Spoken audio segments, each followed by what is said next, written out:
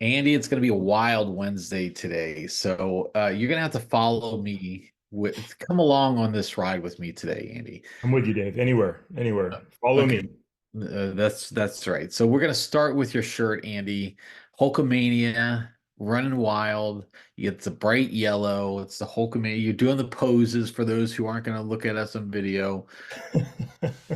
Here's my question, Andy, and I don't know if you've been following wrestling lately, but The Rock is back and Back. he's back and he's the heel, Andy. Yeah. He came back initially as some like, talking his stuff and he was doing great and everything. And then he became part of the board of WWE. And in classic Vince McMahon fashion, he became somewhat of the heel there, joining forces with Roman Reigns, acknowledge me, who does his thing. And Roman Reigns has been the champion for like 4 years, the longest champion ever in WWE history.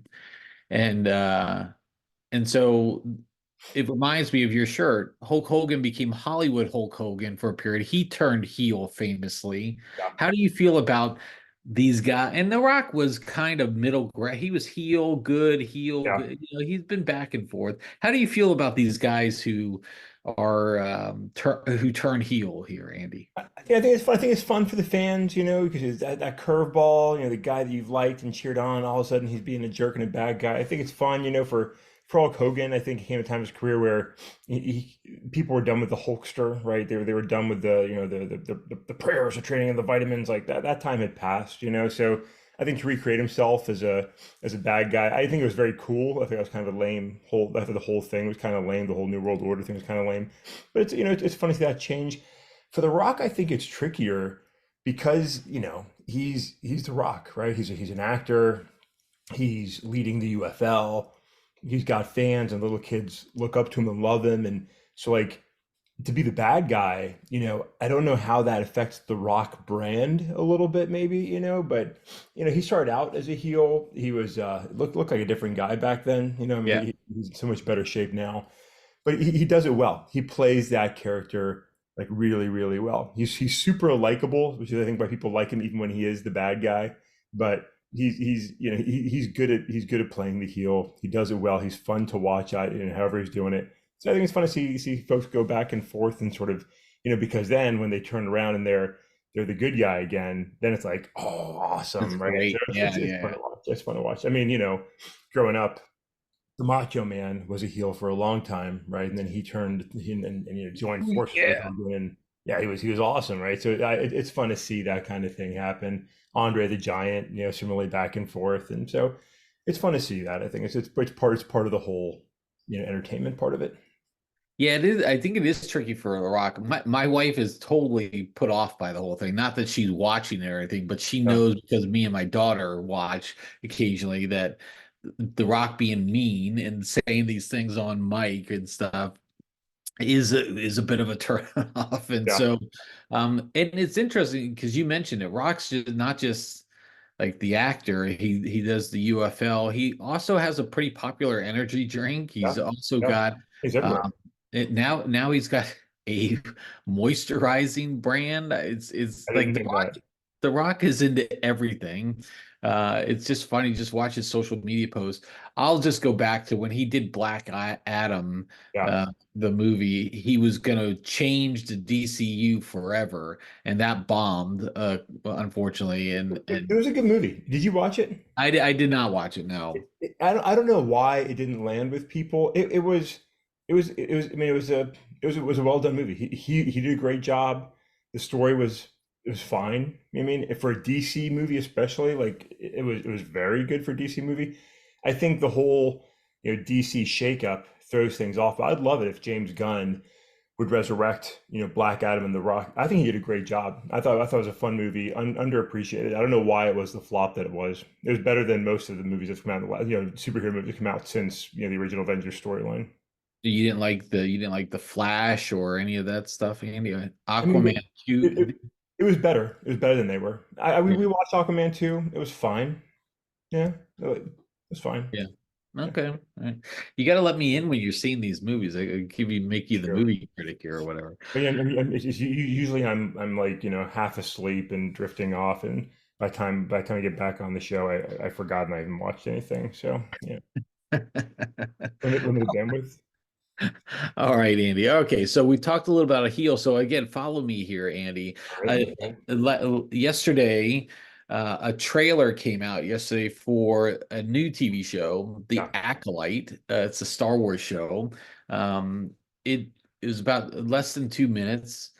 It the focus is on 100 years before, the makings of the Star Wars trilogy, in the Old Republic, where the Jedi were pretty much ran around uncontested. There was no real issues. The Sith did not appear to be out there, or at least they were lurking in the shadows.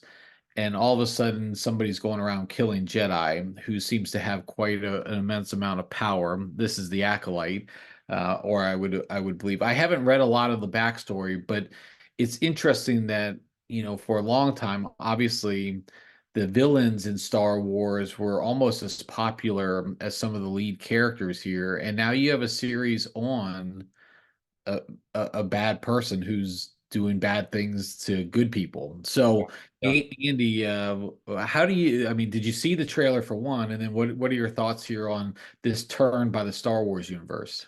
So one missed a transition opportunity there, Dave, because there was a WWE or F tag team that went by the name the Acolytes for a little while there. So good. Okay, I'm sorry. Just thought that, yeah. Hey, with this trailer, so I think it looks cool. Here's a challenge with Star Wars, and then I'll go to challenge with all recent movies, which frustrates me. But with Star Wars, there's what kind of made it so cool. The original storyline was that there was peace and stability with the Jedi's, and then the Sith emerged, and all hell broke loose with the Emperor and Darth Vader. And now there's like so many bad guys killing Jedi's all the time throughout history. And I get it because that's probably would have been more realistic if there were bad guys that popped up, but it's sort of like how many super awesome bad guys could there have been? So that's one challenge with it all. But it looks fun, it looks cool. But here's the other thing that kind of frustrates me. I feel like whenever I know this is a lead character that's a male, right? The Jedi Master is a male, but whenever there's a strong female good guy, I feel like there's always a need for the strong female bad guy. And I get tired of that. Like I want to see a good guy woman kick a bad guy's ass. That's just a dude. You know what I mean? Sometimes like it doesn't always have to be, it's not WWE and it's got to be woman versus woman wrestling, right? Like let them mix it up. Like there were bad men and there are women that kick their asses. Like I would like to, or vice versa. You know what I mean? But I feel like whenever they make a strong woman role in these superhero movies or Jedi or whatever it is, it's always a female bad guy that they're going up against. And I'm like, come on, like it doesn't have to be that way. Like make it more, in that sense, a little more diverse. Mix it up a little bit. But that's kind of a lame little gripe. But it's what I've been feeling as I watch a few movies. Like not that I watched the Marvels, but the same thing there. It was female bad guy character. Like, come on, mix it up, mix it up. Yeah, yeah. No, I don't disagree. I think sometimes we've overgamed and overthought some of these things, and I I think if we could just tell good stories again, it would make things a lot easier. I think we've gone too far in the way of CGI for everything, and these sound systems. Like the Star Wars is famous for their volume sounds Yeah. thing, where basically everything can be shot. It looks like real inside. Um, Interesting enough, apparently the Acolyte has not did not spend 1 minute in the volume, and so it's supposed to be all real. It's supposed to be done kind of in the same type of style as Andor, which I, Mhm, I mhm. thoroughly enjoyed Andor because it was real settings. Yeah. For the most part, it was a real story, and you could really follow. They invested in the character buildup. Yeah. So it will. What I'd love to be able to see is, obviously, if this dark, mysterious character who's the acolyte, I would love to understand. I hope they invest in that character other than just have her show up and like kill Jedi. There's got to be some story behind that. I think the other thing is these trailers are so geared towards making it look awesome, and then when it gets to the reality of it, it doesn't always quite turn out. I know that's the science of trailers. You got to get people into the theaters to see it. Um, it seems like they sometimes spend more time on the trailer than they do on the movie. So we'll see. I mean, are you gonna watch it, Andy? I mean, I, did I'd say like, did you cut off your Disney Plus subscription and you don't have to you well, can't I had cut it off as we discussed before. Then I had to bring it back to as part of a Hulu bundle so I could watch the football games I wanted to watch. So I do have it again, but because there's damn streaming services. But I would say it's a possible. Pretty much any superhero or Star Wars movie that comes out these days is a strong possible, and that's about as far as I can commit. Okay, so we're gonna have Andy. I think in the month of June we're gonna have Acolyte, Yeah, and we're gonna have Return House of the Dragon. yeah. So there'll be a couple. Maybe we need to have once a week one of our podcasts so Check we in. go through recaps of the show and see what we thought about them. All right, all right. Well, we got a minute to get to June, but we'll get there, Dave. We'll get there. Oh, okay. All right. It'll be here before we know it, Andy. So, all right, Andy. Again, following me through this string here, All right. Andy. Go with me here. We were, there's another exciting bit of television news. The Thundercats. Do you remember the Thundercats, Andy? The cartoon? Thunder, thunder, Thundercats. Oh, of course, Dave. Come on, come on. I'm an American. Of course, I remember Thundercats. I know we talked about this a little. We talked about this probably one of our early podcasts about our love for Thundercats and some of these cartoon shows or whatever. Yeah. But Andy, apparently this might be getting some sort of um, movie type of thing coming out of here. Have you seen any of the news about the Thundercats, Andy? Yeah, I've seen it and I'm excited about it. So I was a big Thundercats fan when it was on. Yeah, so remember the first like the premiere episode. I don't remember why it came out like this, but it came out. What happened to end up being a snow day, like a snow delay from school. So I watched like the first. I think it was an hour long, and I watched the first part of it, and then damn it, I had to get on the late bus going to school, and I missed the end of it, and didn't get to enjoy all the way. But it was fun. I always liked the show. I thought it was really cool. Then they resurrected it maybe I don't know, maybe 15 years ago or something like that. I think it was Nickelodeon that tried like a remake, and it wasn't very good. It was a little too it's both serious and stupid at the same time. It wasn't very good. Yeah. It kind of wasn't fun for the brand. But I did really like the Thundercats. I thought Lionel was awesome, Chitara was awesome. It was a fun show. But yeah, I'm a fan. I'm a fan. Okay, no, that's good. That's good. So I'm a fan too, and I enjoy. I remember the remake, and you're right, it just wasn't that good when they tried to put the new style into it Yeah, all. It just kind of got tough. Go back to the classics. yeah. Sometimes just don't you don't need to do the monumental update. It reminds me of kind of like Teen Titans. They did a version of Teen Titans, and my kids loved that growing up. And then they did this newer version, which is out there now, Teen Titans Go, where they're more goofy and quirky and all this other stuff. And I was like, hey, like Teen Titans were a kick-ass superhero team, and then you made them all about the goofs and the pranks and Hey, the I've got to disagree with you though, Dave. We were big Teen Titans Go fans, oh so I love the Titans comic books growing up. Like yeah. I was a fan. They were a dorky team, right? Especially when they were the Teen Titans. Then they got some real good talent, made it the new Titans, and it took a little bit of a darker turn. It was really really really good. And when my youngest son was born, that's when the Titans you were talking about, the show was on. That was a really cool one. We used to watch that in Philly every Saturday morning, and we enjoyed it. And then when Teen Titans Go came out, we started watching that, and like we love it. We love it, and we still watch it and crack up at the episodes when we see them now. So have to strongly disagree with you on that, Dave. I'm Okay. I'm I'm, I'm in for Nickelodeon's Teen Titans Go. I love the wild antics of Beast Boy, the songs of Cyborg, the baby hands of Robin. I mean, there's so much goodness in it, Dave. Starfire and Raven are awesome in it. Come on. Yeah, Raven was one of my favorites, maybe because of the darker side, but or in the short hair too. So that was always a thing. So I was a sucker for short hair. All right, Andy. Okay, so that got me thinking, and I asked you to do a little prep work here, Andy, to go back into our youth or wherever time period you wanted to go, and let's talk about like what are your top five? And this is an impossible task, right? Because Possible.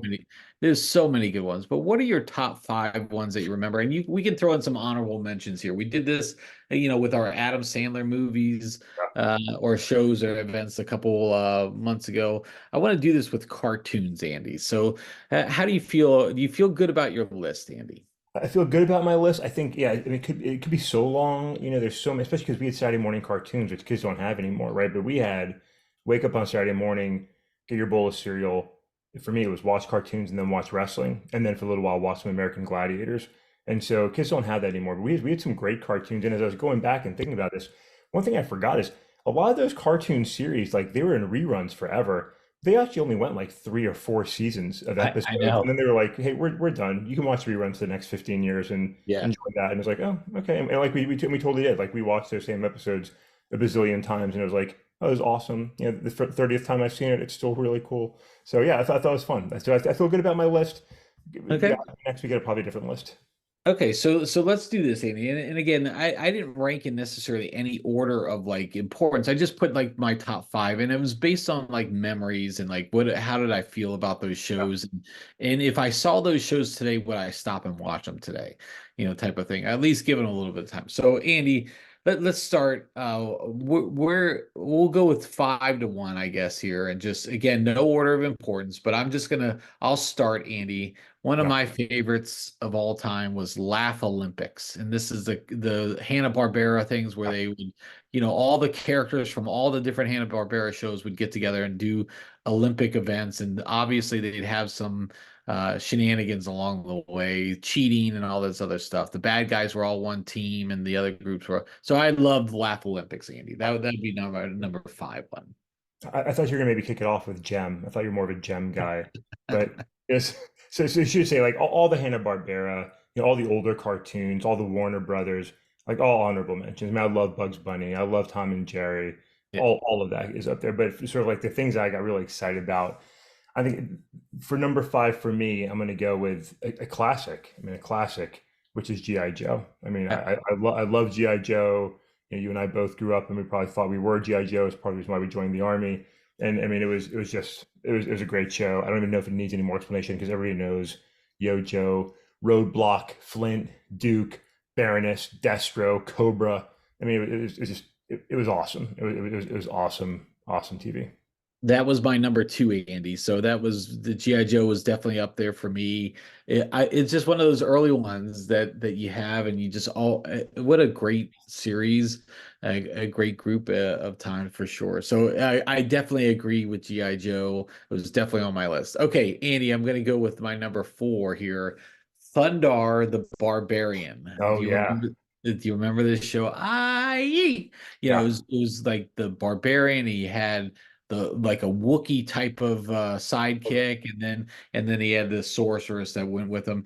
It was a really odd show, but my dad loved this show, Andy, and I would always get forced watching it. I didn't like it in the moment, but now that I look back at it, I was like, man, that was a good. I love the little Thundar, and he had like the lightsaber type of thing as yeah. well. Just a really great show. It's kind of a little bit like apocalyptic because after some sort of catastrophic event happening that in the Yeah. world, and then you have these leftovers. So I like Thunder the Barbarian, Andy. That was my number four pick here.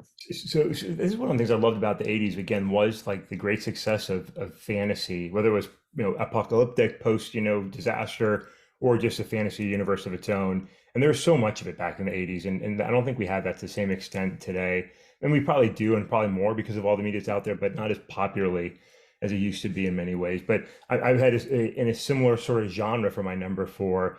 I had the early 80s Dungeons and Dragons cartoon series, which Yeah. ran for 3 seasons. I used to eat that stuff up. I loved the Choose Your Own Adventure books, and then there was the Dungeons and Dragons, Choose Your Own Adventure type books, which dragons and knights and elves, and it was just so much fun. And so I enjoyed it, and the cartoon was really fun. Didn't get renewed for their fourth season, but should have. It was a cool show. I think it was like an 83 to 85 type period, which was when there were so many like fun cartoons for me growing up.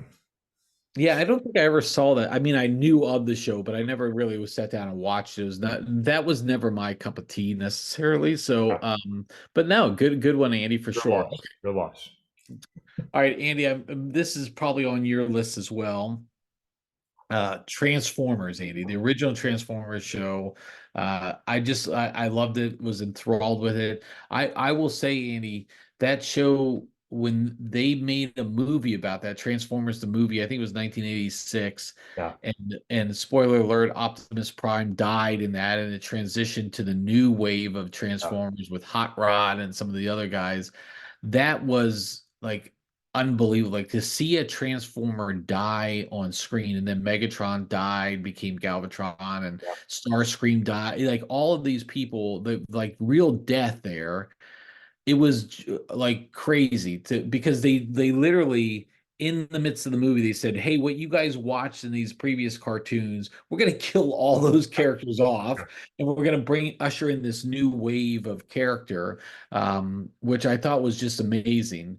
But Transformers, the original Transformers and Transformers the movie, that was one of my top kid growing up shows. Now I Yeah. know they did a lot of stuff from the time on. They've done a lot of different versions, all I guess pretty successful. Beast Wars was something that they did. I never got into that, but Transformers is definitely up there for me, Andy. Number three. So I didn't put it on my list, but it was a hard one not to put on my list because I mean it was great. I mean, you remember Dave when it came out, there was Transformers and there was GoBots, right? I mean, That's right, they could GoBots. coexist, right? And GoBots was obviously the far lamer of the two, and then quickly met its death. Although I had some GoBot toys, and I they were did too. I did too. but I mean, Transformers was awesome. In the movie, I mean, Orson Welles was the voice of was it Unicron? I think it was right, the big Yeah. planet. It was awesome. And you're right. It was a successful series, and it was like, here we're gonna blow it up and make even cooler characters. And even though they ended up bringing back all the old characters later, because that's what we all knew and loved, they were cool. I mean, the new guys were pretty awesome. Galvatron, Rodimus Prime, and all those guys. But the classics, Shockwave and Starscream were so cool, right? So Yep. yeah, it was great. Didn't put it on the list, but I mean, it's definitely up there. That it was a great series, and still is popular today. And Yeah, it still is. Yeah. All right, where are you going with your pick there? Next pick, so Andy. for my three, this was part of an hour-long combo every Saturday morning, and that's the Incredible Hulk cartoon series. Like Oh, I loved the Incredible Hulk. Part of my growing up with comic books and like seeing him come to life and tearing his pants open and going out on a rampage, for 30 minutes every Saturday morning. Like I loved the Hulk. He was awesome, and it was just a fun series. It was that fun style of animation that was cool. You look back on now, you're like, wow, that was really cheesy, but it's still really cool, and that was just a lot of fun. So I really enjoyed the Incredible Hulk as part of that superhero action hour, Saturday mornings. yeah, I like the and I had a lot of the superhero ones in my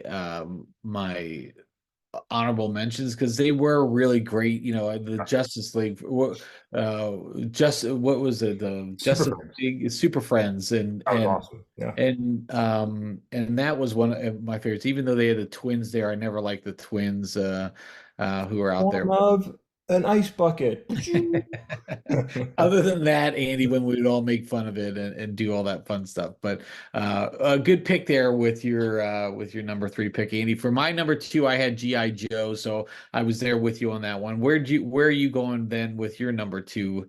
I'm going to go the other half of that action-packed hour, which was Spidey and his amazing friends, Yeah. right? So Spider-Man, Firestar, and Iceman, living. I don't think they lived together. Maybe they did live together. I can't remember now. But Peter Parker had his cool room, and he'd flip his trophy, and the desk would flip over, and now they're in a cool, spider base, and it was a lot of fun. His quirky one-liners and fun little characters, and you got to see the origin episode how they all meet each other, and it was just a lot of fun. And so they were cool. Iceman was cool. Firestar was cool. Kind of hot, growing up. I mean, Firestar was Yeah, pretty yeah. hot in her foxy little yellow costume that she used to wear. But it was a lot of fun. So like I said, that was part of the fun hour for me of the Amazing Spider-Man and his amazing friends, and of course Incredible Hulk. One of the things that always like we never got a TV guide, Andy, and again, it's hard for people to realize this today is if you didn't have a TV guide, you didn't, or if you didn't have the newspaper with the TV guide, like the schedule in the back of the newspaper, like you were out there, like you were literally hoping you would pass by a channel, one of your four or five that you were watching at the time, and you were hoping you were catching sometimes I missed these shows because I just never knew when they were on, or like they changed when they were on sometimes. Yeah, I used to love a show, and it made my honorable mention, Robotech. Yeah. It was my first like dip into anime. But I love that show, and it always came on at like 6 o'clock or 6:30 in the morning on the weekdays. And then some days, so I'd wake up early to right before school to try to watch it. And then there'd be some like Christian Broadcast Network show on. I'm like, no, no, I wanted Robotech. I didn't want Jimmy Swaggart. I didn't want Tammy Faye Baker on here. Like, get the fuck off Oh my man, screen. and Baker.